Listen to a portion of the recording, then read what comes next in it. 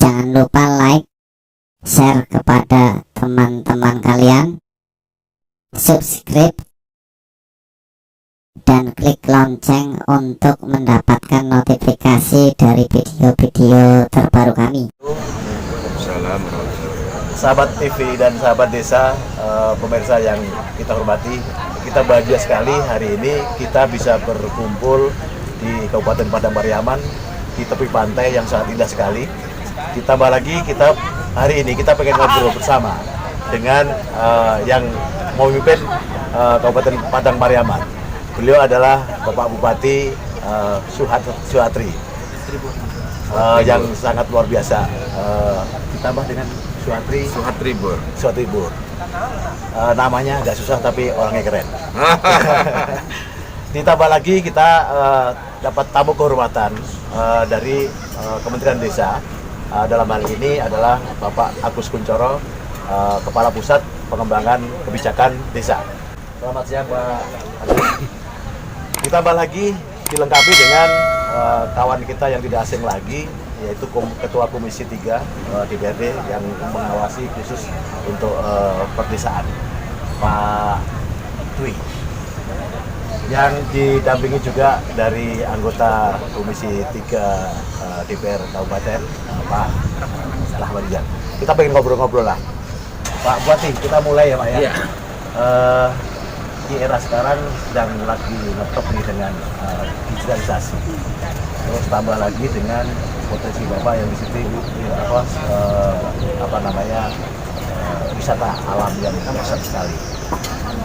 Apa kiat-kiat yang sudah Bapak lakukan di sini dan rencana untuk mengembangkan wisata yang luar biasa ini supaya nanti para tamu datang ke sini dan cinta banget sama tempat Bapak ini, termasuk saya Pak. Sekali sini langsung kayak pengen datang lagi ini. Kira-kira apa Pak Bupati? Ya, sebenarnya kayak gini. Kita alhamdulillah bersyukur kepada Allah bahwa Padang Pariaman yang luasnya 1.328,79 km persegi itu, dia mempunyai kekayaan alam yang sangat luar biasa. Sumber daya alam yang diberikan oleh Allah yang Maha Kuasa itu sangat luar biasa. Kita mempunyai panjang pantai 42,11 km. Sebelumnya kita 60 lebih. Karena mekarnya kota Pariaman, sehingga tinggal lagi 42,11 km. Pantai sangat luar biasa. Di sepanjang pantai itu kuliner-kuliner masakan Padang itu tersaji di situ. Rata-rata itu ciri khasnya itu adalah kepala ikan. Kemudian Padang Pariaman ini juga mempunyai daerah perbukitan, mempunyai pemandangan, kawasan pemandian dan lain-lain yang cukup indah. Dan itu sangat subur. Dia tidak begitu kapur, tapi mungkin sangat subur yang luar biasa.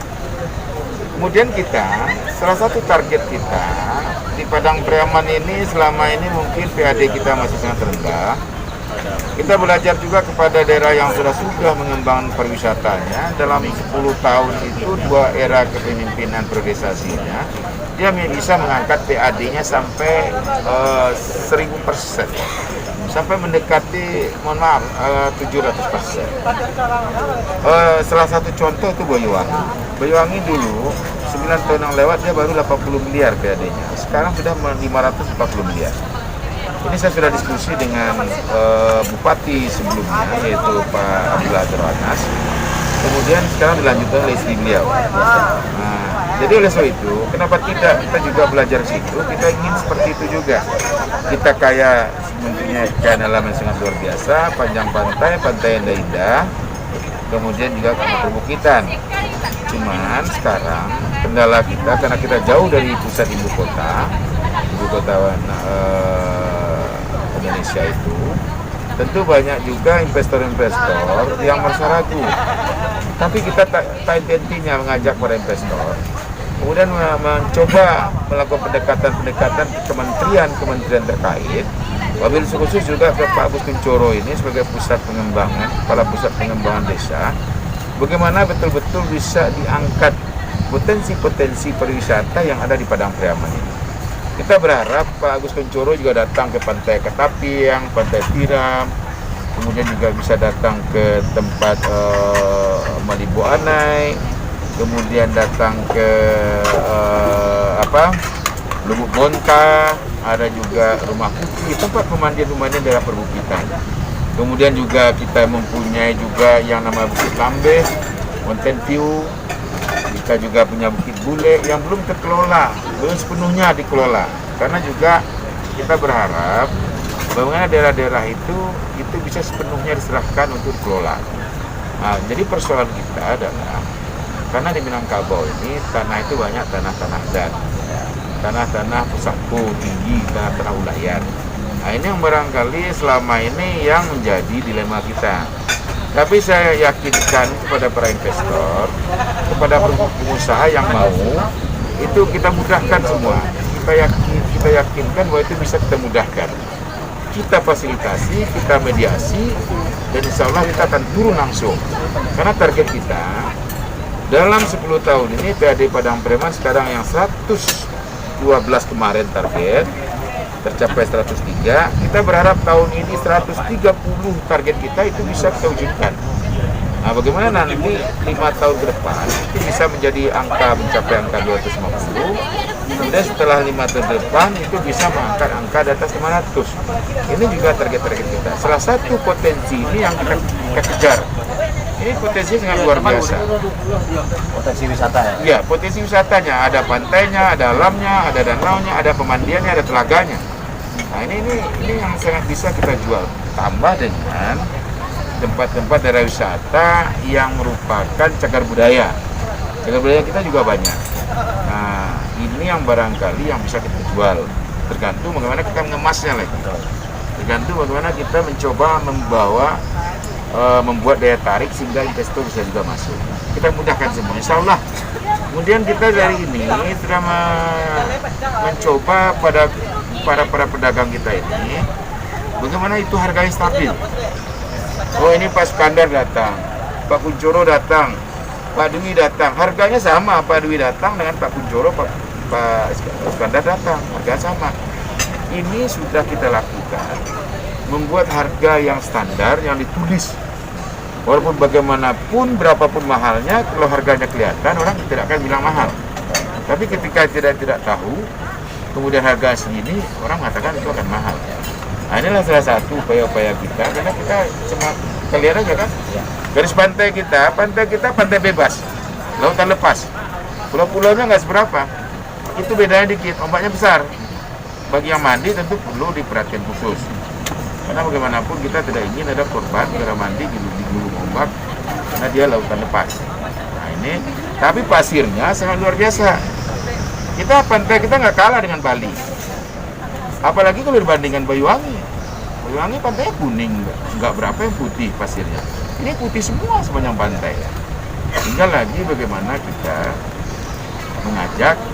meyakinkan mobil khususnya Pak Kuncoro ini supaya bisa memperhatikan khusus desa-desa yang ada di kita, negara-negara yang ada di kita di Padang Preman ini yang mempunyai potensi wisata seperti tadi. Mungkin seperti itu Pak Iskandar. Terima kasih Pak Bupati. Jadi ternyata potensi wisatanya sangat luar biasa dari pantai, dan mungkin nanti belum tentu ikannya juga banyak kan, termasuk gunung.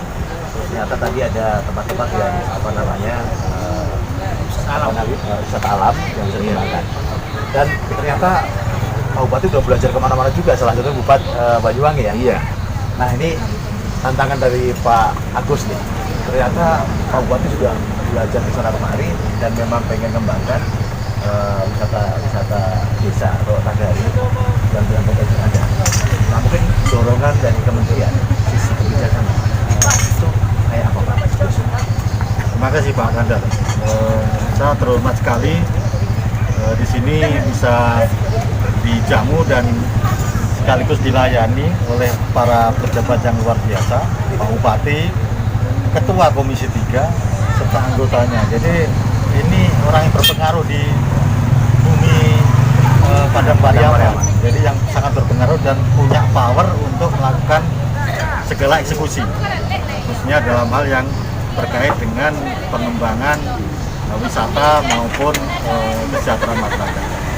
Pak Bupati yang saya hormati, Pak Ketua Komisi 3, juga anggota Komisi 3. Jadi begini, kami di namanya Pusat Pengembangan Kebijakan desa dan pedesaan, daerah tertinggal, transmigrasi, dan ekonomi investasi.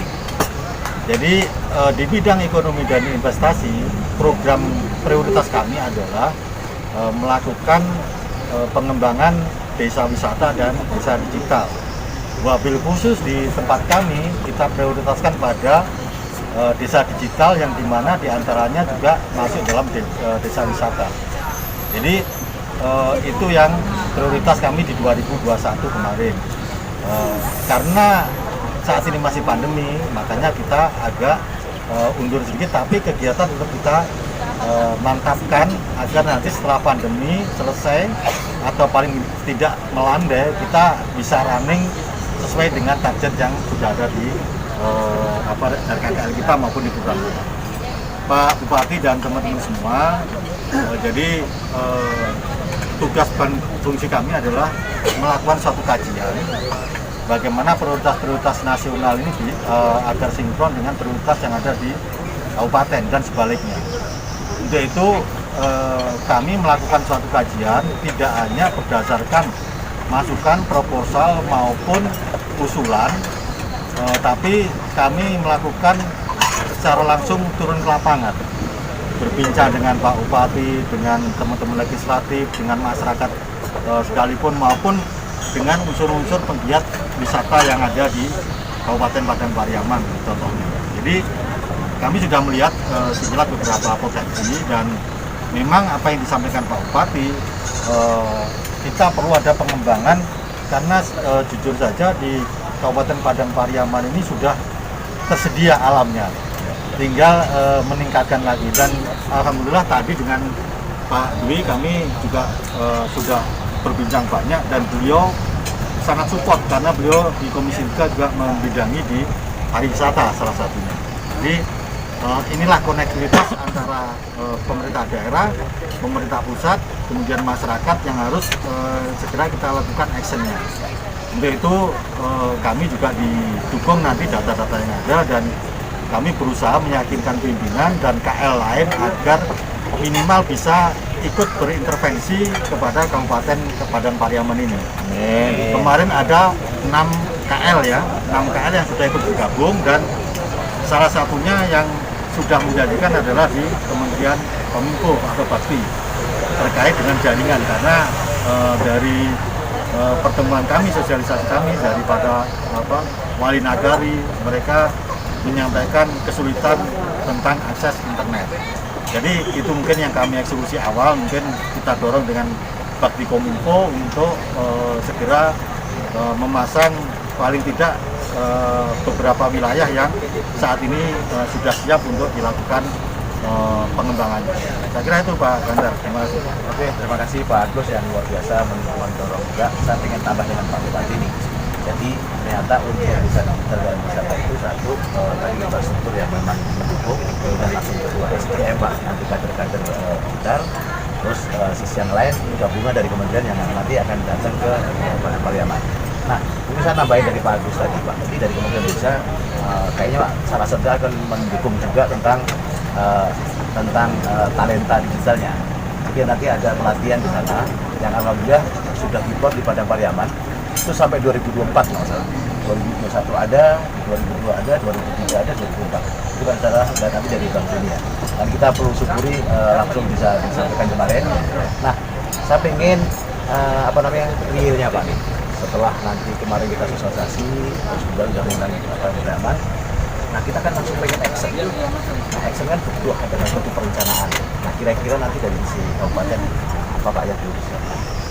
Ya, yang namanya kita dari awal itu saya sampaikan bahwa kita antara pemerintah, bupati, wakil bupati dan jajaran dengan DPRD di legislatif, pemerintahan jaringan eksekutif dan legislatif.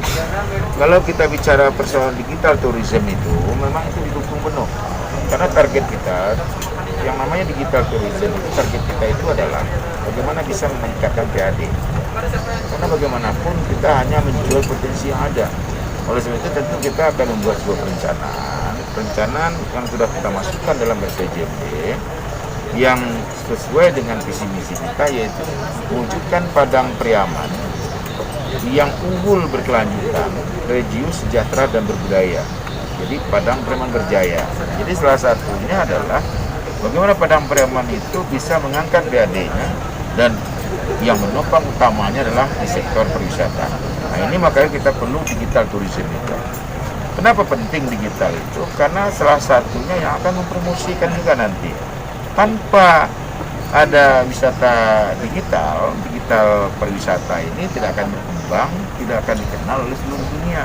Dengan adanya kemajuan teknologi informasi, dengan sistem digital tourism ini akan bisa memperkenalkan destinasi wisata kita yang kita kembangkan. Nah, itu yang tadi yang saya sampaikan. Itu seperti itu Pak Skandar. Nah ini Pak Bupati, sisi eksekutifnya dari kabupaten dan dari pusat sudah sinkron ya Pak. Saya pengen juga mendapat tanggapan dari teman-teman legislatif yang biasanya mendorong dari sisi politik anggaran, politik perencanaan. Kira-kira dengan tadi wisata yang berbasis digital, Bapak mengenai polisi. Terima kasih. Ini kebetulan saya ada 2 orang dengan Pak Rizal. Jadi sesuai dengan komen awal itu Pak Kadar, bahwanya kita di Komisi 3 karena mitra langsung kita itu kan DPMD yang memang membawa hari ini. Sesuai dengan yang pertama, banyak kita buat komitmen untuk kegiatan bisa terlaksana dan kita akan kawal terus. Saya akan kawal, bahkan mungkin sekali-sekali saya koordinasi dengan Pak Bupati bagaimana tindak lanjut kegiatan ini, karena bagaimanapun tanpa ada perhatian, tanpa ada pengawalan, masukan pengawalan dalam bagaimana kegiatan bisa terlaksana. Kadang-kadang kita perlu juga mengingatkan, karena OPD itu sebagai mitra kami kan kadang-kadang kita harus sharing juga dengan dia, kita panggil juga, kita undang bagaimana tindak lanjut ini seperti apa, ini seperti ini bagaimana. Nah inilah tugas kami nanti di DPRD. Dorongan regulasi ada, dorongan regulasi. Ada, jadi saya sudah sampaikan ke Pak Sekda, Kepala DPMD, persoalan negara digital dengan negara wisata. Perbu kita mendukung enggak? Kalau nggak mendukung, ini perlu kita robah. Perlu kita robah, Pak Bupati sudah setuju, Pak Sekda sudah setuju. Tinggal katanya tadi Kepala BPM telepon saya, dia akan bentuk tim. Nah, mudah-mudahan ini bisa setelah sedang cepatnya. Karena kalau tanpa didukung oleh Perbu kan nanti kan nagari menggunakan dananya untuk kita itu kan agak ada persoalan juga, nanti kita kan tidak mau. Jadi pokoknya kita dari DPRD ya barangnya komitmen mendukung. Yang penting selama kegiatan itu bermanfaat untuk daerah dan masyarakat, insya Allah DPRD akan ada bersama kita. Untuk lengkapnya kayak Pak anggota juga iya, karena awal udah oke. Biasanya anggota ikut oke atau gimana Pak? Silakan. Perlu juga penyampaian yang saya katakan ketua tadi, bahwasanya dengan adanya RPJ jadi kepala daerah dalam periode sekarang ini, jadi kita di daerah juga punya RIPDA, rencana induk pariwisata daerah. Jadi di dalam RIPDA itu sudah ada sket dan seluruh sket rencana induk pariwisata daerah dimasukkan di dalam RIPDA. Master plan-nya ya. Ya. Jadi seluruh destinasi wisata dan termasuk wisata digital itu sangat mendukung kami di DPRD sebagai fungsi pengawasan dan fungsi anggarannya. Itu yang bisa kita tambahkan. Ya. Pemirsa, kesimpulan hari ini ternyata di Padang Pariaman itu sudah sepakat, udah bulat sebenarnya tentang bagaimana mengembangkan desa wisata berbasis digital. Ini kayaknya perlu disyukuri dan perlu didorong untuk masyarakat daripada nagari di seluruh Padang Pariaman. Kayaknya untuk akhir cerita Pak, kita tidak banyak-banyak karena sudah ditunggu menu yang sangat enak sekali. Kita kayaknya perlu menyepakati tentang desa wisata berbasis digital di di Padang Pariaman. Kita dengan satu yel-yel kayak mau sepak bola itu semangat yang sama. Padang Preman Berjaya. Sekali lagi Pak. Padang Preman Berjaya. Terima kasih Pak Bupati, Pak Kapus, Pak Dwi dan Pak Kota. Hari ini kita luar biasa, kita ngobrol-ngobrol tapi langsung pada titik intinya. Terima kasih, salam dan sampai kita ketemu lagi. Assalamualaikum warahmatullahi wabarakatuh.